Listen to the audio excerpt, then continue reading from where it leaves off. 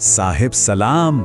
चलिए आज हम चलते हैं वक्त में पीछे, बघेल राजाओं की गौरवशाली गाथा में। आज हम एक ऐसे शासक के युग की बात करेंगे जिन्होंने रीवा राज्य के इतिहास की धारा ही बदल दी।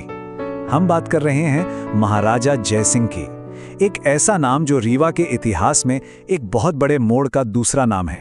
एक विभाजक रेखा, ये शब्द सुनने में कितना गहरा लगता है ना? पर इसका असली मतलब क्या है? मतलब उनके शासन में ऐसा क्या खास था जो इतिहासकार उसे एक नए दौर की शुरुआत मानते हैं? चलिए इसी की पड़ताल करते हैं। तो सबसे पहले ये जानते हैं कि महाराजा जयसिंह आखिर थे कौन। चलिए उनके जीवन और उस दुनिया को समझते हैं जो उन्हें विरासत में मिली थी और किन हालात में वो सत्ता में आए। तो जैसा कि हम देख सकते हैं, उनका जीवन एक बहुत ही उथल-पुथल भरे दौर से गुजरा।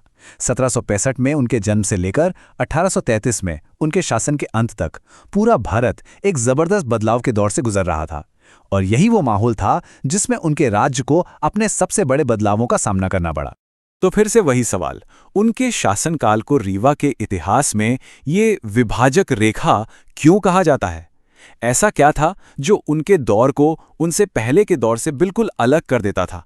अच्छा, तो इसका जवाब यहाँ है। जयसिंह का शासन रीवा के लिए एक बिल्कुल नई दिशा थी।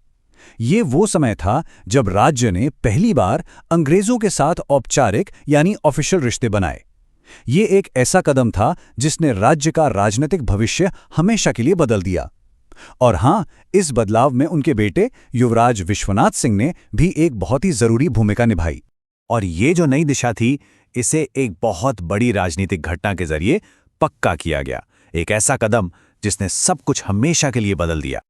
और ये था वो पल जिसने सब कुछ बदल दिया।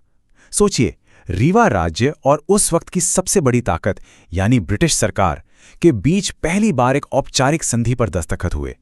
ये सिर्फ एक दस्तावेज नहीं था, बल्कि ये रीवा की स्वायत्ता में एक बहुत बड़ा बदलाव था जो उसे एक नए और काफी पेचीदा राजनीतिक मैदान में ले आया। चलिए अब कहानी में थोड़ा आगे बढ़ते हैं, क्योंकि राजनीति के अलावा भी जयसिंह की विरासत उनके परिवार और उनके वंश के जरिए मजबूत हुई। उनकी निजी जिंदगी भी उनकी राजनीतिक विरासत को एक नया आकार दे रही थी। उनके 2 विवाह हुए जिनसे आसपास की शक्तियों से रिश्ते बने। लेकिन यहाँ जो बात सच में ध्यान खींचती है वो है उनकी बेटी का विवाह। उदयपुर के महाराजा से शादी करके उन्होंने एक बहुत ताकतवर गठबंधन बनाया जिसने रीवा की स्थिति को और भी ज्यादा मजबूत कर दिया। तो एक तरफ नई राजनीतिक सच्चाई थी और दूसरी तरफ ताकतवर गठबंधन। अब सवाल ये था कि उन्होंने अपने बेटों के जरिए अपने राज्य का भविष्य कैसे सुरक्षित किया। देखिए, एक समझदार शासक की तरह जयसिंह ये बात अच्छी तरह जानते थे कि स्थिरता एक साफ सुथरी उत्तराधिकारी योजना पर ही टिकी होती है। उन्होंने अपने सबसे बड़े बेटे विश्वनाथ सिंह को अपना उत्तराधिकारी बनाया, लेकिन साथ ही ये भी पक्का किया कि उनके दूसरे बेटों को भी जरूरी इलाके दिए जाएं ताकि राज्य के भीतर उनकी भी शक्ति बनी रहे। ये सत्ता के संघर्ष को रोकने और सत्ता का हस्तांतरण आराम से हो जाए, इसके लिए एक बहुत ही रणनीतिक कदम था। लेकिन जयसिंह की कहानी सिर्फ एक अध्याय का अंत नहीं है, बल्कि ये तो एक नई और शायद इससे भी ज्यादा बड़ी गाथा की शुरुआत है। इतिहास के पन्ने खुद हमें आगे देखने को कहते हैं, उनके उत्तराधिकारी महाराजा विश्वनाथ सिंह के शासनकाल की ओर। और यहीं आकर हम एक बहुत जरूरी सवाल पर रुक जाते हैं। नए युवराज ने अपने पिता की तय की हुई इस साहसिक नई दिशा को कैसे आगे बढ़ाया?